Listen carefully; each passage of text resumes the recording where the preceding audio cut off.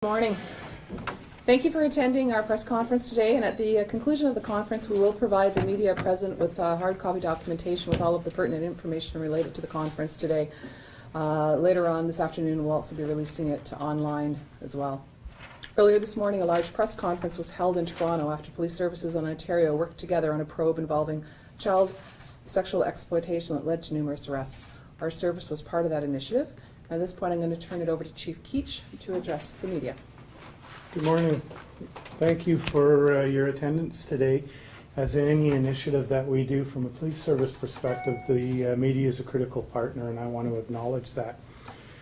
Sault Ste. Marie Police Service is pleased to be part of the provincial strategy to protect children from sexual abuse and exploitation on the internet. Today's press conference is a successful culmination of a coordinated provincial initiative conducted by members of the strategy, during which search warrants were executed and persons charged with child pornography-related offences, and which has led to the arrest of 60 individuals across the province. The focus of the provincial strategy, which consists of the OPP and 26 municipal police services, has been to identify and arrest a large number of people who have been preying on the most vulnerable people in our society, our children. While the internet provides an excellent learning opportunity for children, it also opens the door to predators that would exploit and abuse children. One of society's key responsibilities today is to protect our children from those who would do them harm. The provincial strategy to protect children from sexual abuse and exploitation on the internet demonstrates the provincial government and Ontario Police Service's commitment to take this responsibility seriously. I wish to acknowledge the funding which the province provides in support of this strategy. These types of investigations require a significant amount of resources and coordination for any police service to carry out internet luring and child sexual abuse investigations. I'm also so pleased to announce that the provincial government is increasing their funding within this strategy and deploying an additional 16 forensic analysts across the province. One analyst position has been allocated to the Sault Ste. Marie Police Service, and we're very appreciative of that.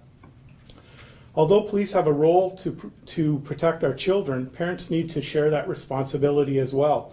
Parents and guardians need to educate themselves on how to ensure their children's safety and keep the internet predators out of our real and virtual communities.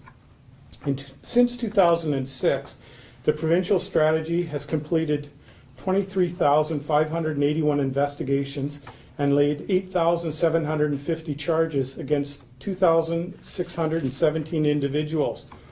The provincial strategy demonstrates the success that police services can achieve when working together and sharing best practices and information. Locally, the Sault Ste. Marie Police Service has conducted 148 investigations, arrested 30 individuals, and laid 93 criminal charges in relation to this type of activity. While we recognize the extent of child abuse on the internet is widespread, we are confident that any offenders we identify and charge will make a difference to a child somewhere and act as a general deterrent to others as well. While the strategy focuses on offenders who are residents of Ontario, members routinely work with other law enforcement agencies across the world to combat this serious issue. Locally this week, members of our technological crime unit executed 4 search warrants which resulted in 3 persons being arrested for child pornography-related offences. In addition, on September 13th this year, officers from Investigation Services, with the assistance of our technological crime unit, charged a male with numerous offences. That investigation is ongoing at the present time, and officers believe there may be more local victims who we are interested in identifying and speaking with.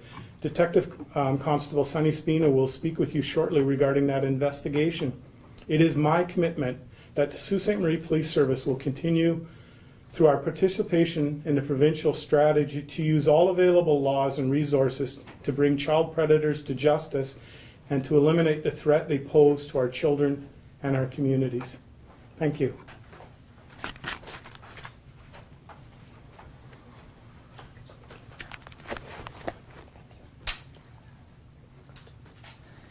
Locally, search warrants and arrests were made. The Sault Ste. Marie Police Service Internet Child Exploitation Unit, which is also known as the ICE Unit, has one investigator who is part of the Provincial Strategy Representative. The ICE Unit works in partnership with the Sault Ste. Marie Technological Crime Unit on child exploitation investigations. On the 23rd of September 2014, members of the ICE Unit and the Technological Crime Unit were involved in the execution of 4 search warrants in Sault Ste. Marie, which resulted in 4 persons being charged with various child pornography-related offences. Search warrant was executed on Kerr Drive. Computers were seized along with 11 grams of marijuana. 31-year-old Morgan Janes, who is a male, of that 142 Kerr Drive, was charged with 1 count of possession of a controlled drug or substance. He will appear in court on October 20th. The estimated street value is $165 on the narcotics in that matter. In addition, 32-year-old Valerie Roy of 142 Kerr Drive was charged with 1 count of possession of child pornography, 1 count of make available child pornography, 1 count of accessing child pornography, and 1 count of possession of a controlled drug or substance. She will appear in bail court on September 24th. Just to note, that is the first female that has been arrested by our Technological Crime Unit and our ICE Unit. On the 23rd of September, a search warrant was executed on Breton Road. Computers were seized. 32-year-old David Harriott of 171 Breton Road, apartment number 11, was charged with 1 count of possession of child pornography, 1 count of make child pornography available, and he appeared in bail court on September 24th. 23rd of September, another search warrant was executed on Cathcart Street. Computers were seized. 20-year-old Robert Poyle of apartment number 153 Cathcart Street was charged with 1 count of possession of child pornography, 1 count of make available child pornography, and 1 count of accessing child pornography. He will appear in court on September 24th as well. On the 23rd and 24th of September, search warrants were executed at an address on Spruce Street. Computers were seized. As a result of that one, 28-year-old Brian Zepicata of 91 Bruce Street was charged with 1 count of possession of child pornography, 1 count of accessing child pornography, and 1 count of make available child pornography. As the Chief mentioned, there is another investigation that is ongoing, and at this time I'm going to turn the podium over to Detective Constable Spina.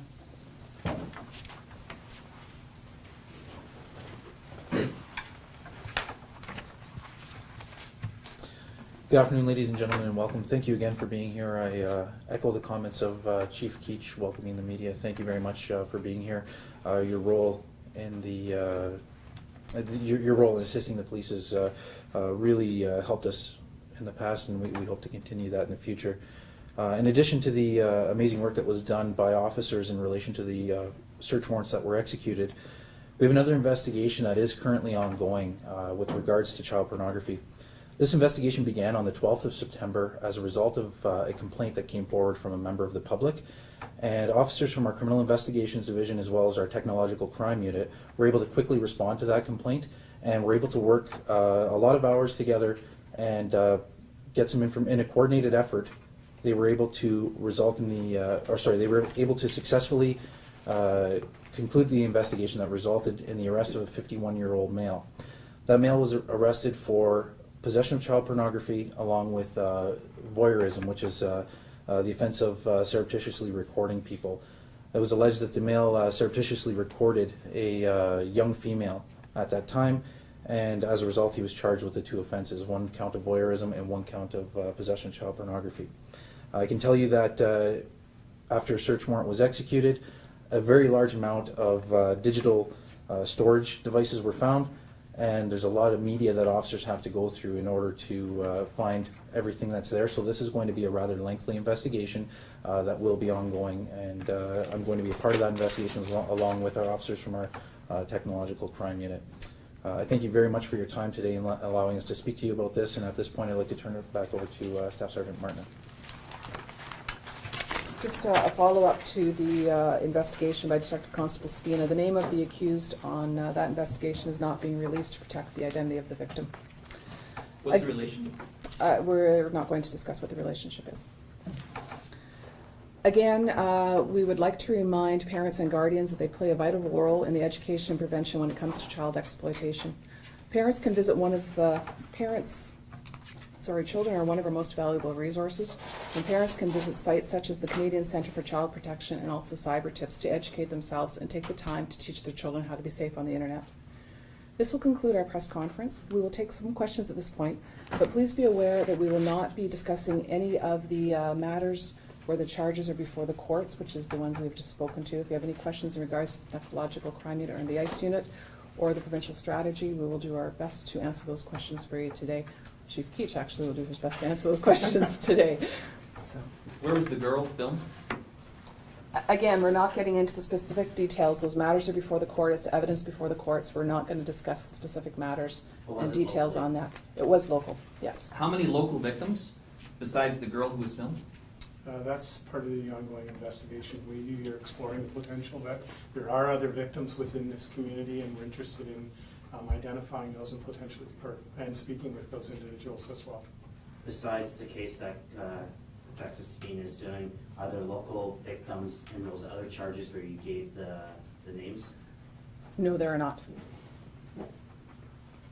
And there's also nothing to connect the charges and the individuals. There's no relationship or no relation to connect them, to say they're all connected. They're certainly not all connected either. Yeah, thanks for mentioning that, Jane, because two of the people are the ones did the case, so those two are related, but they're separate from everyone else who was charged? The two people that are charged at the address on Kerr Drive were at the same address. The male at the address is charged with possession of narcotics, but no child pornography.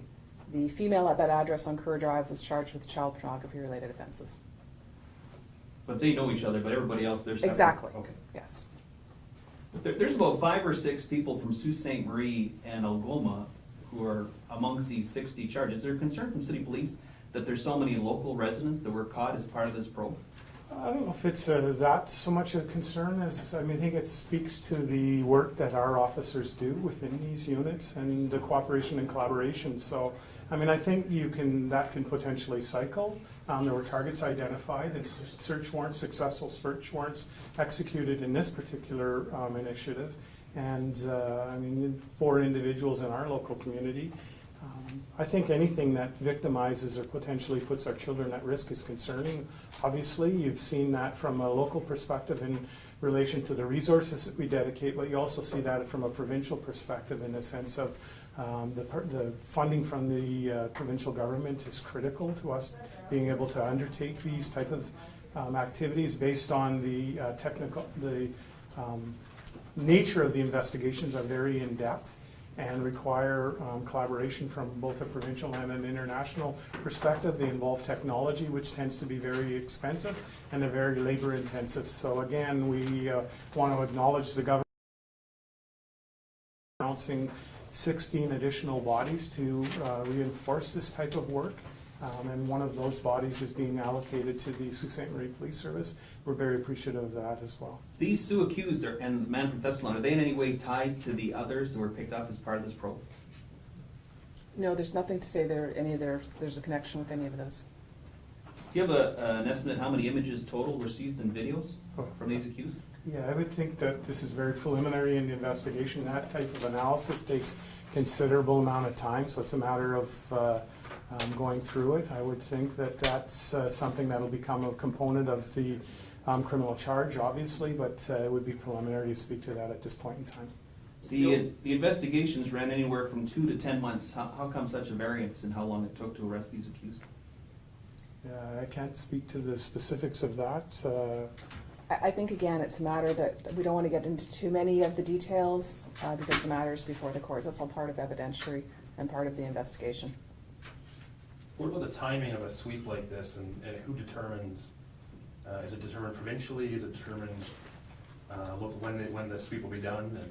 Yeah, the nature of these investigations is they're ongoing throughout the entire year. There's obviously an initiative. I think it's part of the work that we do is awareness. So an initiative like this from a provincial perspective that's done in collaboration with the strategy but across the province kind of reinforces the message that if you decide to undertake these type of activities, there's certainly the potential of being identified, arrested, and charged. And I think collaboration, it reinforces the collaboration that we do, but also reinforces that it is a provincial strategy, and I think that's really critical. Was it the OPP that brought this to your attention when they started this big investigation, or was it Sault Police who found the ones who've been charged, the accused? Yeah, I mean, you've got to recognize that we have officers assigned to the strategy. So the strategy is a collaboration between the OPP and 26 municipal police services. So the manner in which the individuals are identified, they're identified within the strategy. That message is then communicated to the, in a sense, our police service, who would undertake the various search warrants in support of identifying and processing those individuals. We've been putting them before the courts. So that task force got the leads, and then you guys Yeah. took over, or was it the Sioux police here found this and then brought in the task force? And are we talking the one? No, not the one ones- specific. No, not so, the one Spina talked about. I'm going to be honest, I'm not in a position to answer that question right now. What I can explain is that as part of the initiative, the Enforcement Education Initiative, daily these officers are working on the internet investigations. As part of the education initiative with the provincial strategy, the investigators will pick a date and say, we're going to do an enforcement on this date. If you have somebody locally within your area, so the individuals were certainly identified locally by our service, and then became part of the large provincial strategy. So because of that, and you said they pick a date, we're gonna do enforcement on this day, because these charges, one of them went all the way back to September of last year, did the arrests get weighted so it could, did you guys wait to make arrests for these individuals so it could go with all the other provincial arrests that took place today? No, I would suggest no. I mean, I wouldn't want to put anyone in that position. We act on the information when it comes to us, obviously. There's a concerted effort to undertake an initiative in this particular week to reinforce the strategy, but we would not place an individual, hold back information pending the execution of a strategy in 10 months. That's just not, that potentially places a victim at greater risk, and that's one of our focuses, is to identify and arrest these individuals